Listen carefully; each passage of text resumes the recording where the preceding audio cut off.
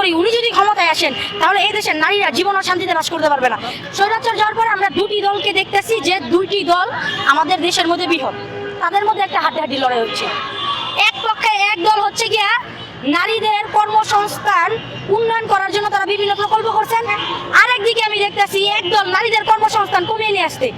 জামাতের আমির বলেছেন নারীদের কর্মসংস্থান কমিয়ে নিয়ে আসবে, ইতিমধ্যে ধারাবাহিকভাবে একের পর এক উনি ওনার নেতাকর্মীরা নারীদেরকে বিভিন্নভাবে গালিগালাজ, অসম্মান, নারীদের উপর কটূক্তিকর মন্তব্য এসব তুলে ধরতেছে।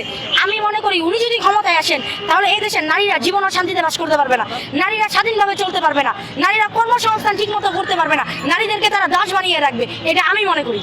তবে বিভিন্ন বিশ্ববিদ্যালয়গুলো একদম আন্ডার কন্ট্রোলে হয়ে গেছে। আমি মনে করি হয়তো তাদের ভয়ে অনেক শিক্ষকরা মুখ খুলেন না, যারা নাকি এই বিষয়ে প্রতিবাদ করতেন। আমি মনে করি এটা হয়তো তাদের ভয়ে মুখ খুলে না, কারণ এখন তো কিছু হলেই ছেলেমেয়েরা একদম একটি বিশ্ববিদ্যালয়ের ভিসি তার টেবিল চাপড়িয়ে কথা বলে, তার সাথে এইভাবে আঙুল তুলে কথা বলে, তাকে হেনস্থা করেন। তাহলে শিক্ষকরা কিভাবে এই যে এই নির্বাচনে যারা নাকি বিভিন্ন ছাত্র সংসদে জয়ী হয়েছে তাদের ভয়ে কিভাবে তারা কথা বলবে, তারা কিভাবে তাদের ভয়ে হচ্ছে গিয়ে আমাদের হয়ে প্রতিবাদ করবে।